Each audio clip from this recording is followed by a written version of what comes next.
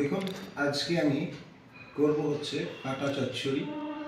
সেই জন্য আমি এখানে 1 কেজি 200 গ্রাম আমি এখানে 1 কেজি 200 গ্রাম কাঁটা নিয়ে নিয়েছি, ভেটকির কাঁটা। দেখুন ভেটকির কাঁটা শুধু কিন্তু কাঁটাও পাওয়া যায়, শুধু কাঁটা কিন্তু নেবেন না। দেখুন কাঁটার সঙ্গে অবশ্যই মাছ থাকবে, দেখুন মাছটাও আছে, আর এটা দুর্দান্ত টেস্ট হয়। দেখুন কাঁটার সঙ্গে মাছটাও আছে। আর আপনারা কাঁটা চচ্চড়ি যে কোনো কাঁটা চচ্চড়ি আপনারা করতে পারেন। আমি যেহেতু ভেটকি নিয়েছি, আপনারা সাটিংয়ে বড় বড় যেগুলো হয় সেই কাঁটাটাও নিতে পারবেন, কিন্তু পদ্ধতি একই। দেখুন এই মাছটাকে ভালো করে ধুয়ে নিয়েছি, নিয়ে আমি এটা ম্যারিনেট করছি। ম্যারিনেট করার জন্য আমি দেখুন কি করছি, দেখুন এখানে দিচ্ছি একটু কাশ্মীরি লঙ্কার গুঁড়ো, আর আমি একটু অল্প করে এখানে দিচ্ছি নুন ছিটিয়ে, নুনটা ছড়িয়ে দিচ্ছি ভালো করে। দেখুন নুন দিয়ে দিলাম। এবারে আমি এখানে দিচ্ছি একটু হলুদ। দেখুন আমি এখানে একটু অল্প করে সাদা তেল এর উপর থেকে দিয়ে দিলাম, দিয়ে এবার এটা ম্যারিনেট করে রেখে দেবো। সাবধানে আলতো হাতে মাখাবেন, গ্লাভস করলে আপনারা গ্লাভস করে নেবেন, কাঁটা থাকে তো বাই চান্স বলা যায় না। যদি ভালো করে প্রতিটা মাছ আমি ভালো করে মিক্স করে নিচ্ছি, মানে মিশিয়ে নিচ্ছি, ভালো করে ম্যারিনেট করে নিচ্ছি। এবারে ম্যারিনেট করা মাছটা থাক, এবারে আমি মশলার উপকরণগুলো আপনাদেরকে দেখাই। আর ভালো লাগলে লাইক, কমেন্ট, শেয়ার, সাবস্ক্রাইব করতে ভুলবেন না। আর একবার অনুরোধ রইল বাড়িতে একবার ট্রাই করবেন করে। চলুন মশলাগুলো দেখাই। দেখুন প্রথমে যে মশলাটা, আমি এটা একটা ভাজা মশলা ডাস্ট তৈরি করব। তার জন্য এখানে নিচ্ছি 2 চামচ ধনে গোটা, 1 চামচ জিরে গোটা, একটা স্টার আনিস মানে স্টার ফুল, 5 থেকে 6টা ছোট এলাচ, এখানে নিয়েছি একটা বড় এলাচ আমি কাঁচি দিয়ে মাঝখান দিয়ে কেটে নিয়েছি, এখানে নিয়েছি 5টা লং মানে লবঙ্গ, একটুখানি নিয়েছি দারচিনি, আর এখানে দিয়েছি 6-7টা কাঁচা শুকনো লঙ্কা। আমি এটাকে একটু ভেজে নিয়ে এটা একটা পাউডার তৈরি করে নেব। এখানে নিয়েছি হচ্ছে মিডিয়াম সাইজের 2টো পেঁয়াজ কুচিয়ে, এখানে নিয়েছি মিডিয়াম সাইজের 3টে টমেটো কুচি, এখানে লঙ্কা কুচি, এখানে ধনে পাতা। চলুন এবার রেসিপিটা শুরু করি। দেখুন গ্যাস ওভেনে আমি একটা চাটু বসিয়ে দিয়েছি। চাটুটা কালো লাগছে কারণ হচ্ছে চাটুটা পুড়ে গেছিলো আমার আগের দিন। এবার আমার হিট হয়ে গেছে, আমি এখানে এই মশলাগুলো এখানে দিয়ে দিলাম। এই মশলাগুলোকে আমি এখন একটু ভালো করে ভেজে নেব। দেখুন এখান থেকে আমি একদম স্লো রেখে আমি ভাজছি, এখান থেকে একটা দারুণ স্মাইল উঠবে। যতক্ষণ একটা সুন্দর গন্ধ উঠে যাবে, ওঠার পরে আমি এটাকে একটা পাউডার তৈরি করে নেব। দেখুন মশলাটা আমি এখানে ভেজে তুলে নিয়েছি, এটা একটু ঠান্ডা হলে আমি একটা পাউডার তৈরি করে নেব। দেখুন কড়াই আমি এখানে চাপিয়ে দিয়েছি, আর কড়াইয়ের মধ্যে আমি তেল দিয়ে দিয়েছি, সাদা তেল। আপনারা পারলে এখানে সরষের তেল ব্যবহার করতে পারেন। আমি তেল দিয়ে দিয়েছি মাছটা ভাজার জন্য, আমার তেলটা গরম হওয়া অবধি অপেক্ষা করব। দেখুন তেল পুরো হিট হয়ে গেছে, আমি এবার এই তেলের মধ্যে আমি একে একে এই কাঁটাগুলো ছাড়ছি। দেখুন মাছটা আমি ভালো করে ভেজে নিচ্ছি, বেশি ভাজবো না, আমি কিন্তু অল্প অল্প ভাজবো। দেখুন এখান থেকে আমি ভেজে নিচ্ছি মাছটাকে। দেখুন মাছটা ঠিক আমি কিন্তু এইভাবে ভাজছি, প্লাস এখানে একবার ভেজে আমি তুলে নিচ্ছি, টোটাল মাছটাকে এইভাবে ভেজে নিচ্ছি। দেখুন দেখতে কত সুন্দর লাগছে।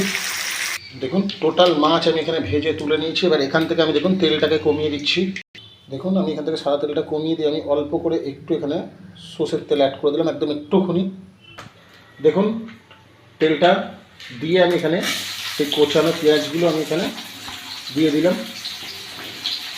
দেখুন পেঁয়াজটাকে আমি পাতলা পাতলা পাতলা পাতলা করে আমি কেটে নিয়েছি।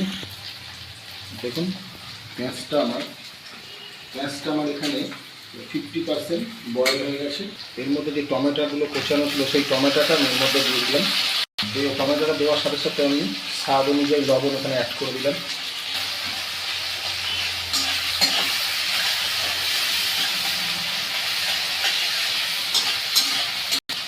এর মধ্যে আমি এবার অ্যাড করছি 1 চামচ রসুন বাটা, 1 চামচ আদা বাটা। আমি এটা কাঁচা গন্ধটা না বেরিয়ে যাওয়া অবধি আমি এটাকে ভালো করে ভেজে নিচ্ছি। এবারে ঝাল আপনারা যেমন খাবেন, আমি এখানে 5টা 6টা কাঁচা লঙ্কা কুচিয়ে নিয়েছি, নিয়ে কাঁচা লঙ্কাটা আমি এর মধ্যে দিয়ে দিলাম।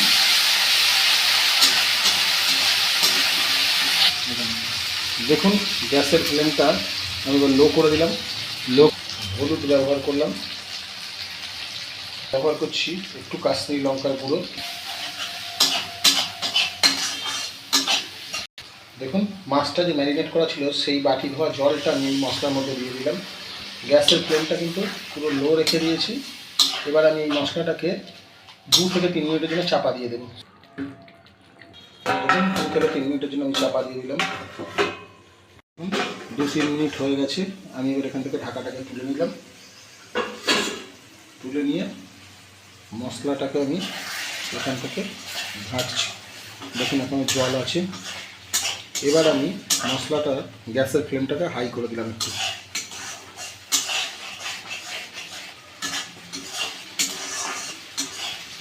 আমার মশলা দিয়ে তেল ছাড়া শুরু করে দিয়েছে। এবার আমি যে মাছ ভাজাগুলো ছিল সেই ভাজা মাছটা পুরো এখানে দিয়ে দিচ্ছি। আর এই যে তেলটা রয়েছে সেই তেলটা কিন্তু ফেলবেন না, এটা কিন্তু ধুয়ে এখানে কাজে লাগবে।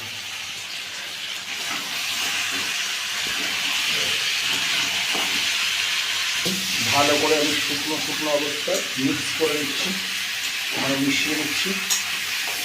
আমরা এটাকে মিশিয়ে নিয়েছি। এবারে দেখুন বাটি ধোয়া জলটা আমি এখানে দিয়ে দিলাম। জল দেওয়ার পরে আমি এখানে হালকা করে একটু গোলমরিচের গুঁড়ো আমি দিয়ে দিলাম। আপনারা দিয়ে ভালো করে মিক্স করে দিচ্ছি। দেখুন এই স্টেপে লবণটা আপনারা চেক করে নেবেন। আমি যেমন চেক করে নিয়েছি লবণটা একটু কম আছে, সেই জন্য এই স্টেপে লবণটা দিয়ে দেবেন। দিয়ে ভালো করে একটু মিক্স করে দেবেন। লবণটা যেহেতু দেওয়া আছে তাহলে দেখুন এই স্টেপে আমি 2 থেকে 3 মিনিটের জন্য আবার চাপা দিয়ে দিচ্ছি। দেখুন 3 মিনিট হয়ে গেছে। আমি এখান থেকে ঢাকনাটাকে তুলে নিলাম। এবারে দেখুন আমি যে মশলাটা তৈরি করেছিলাম সেই মশলাটা থেকে আমি এখান থেকে